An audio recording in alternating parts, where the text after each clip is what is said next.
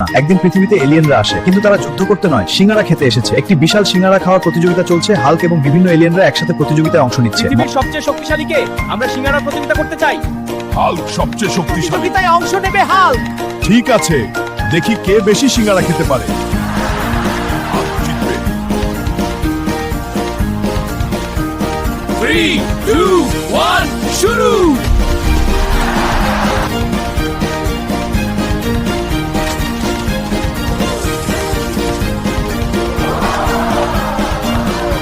পানি পানি, এটা তো খুব ঝাল। সিঙ্গারা খেতে হলে সাহস লাগবে।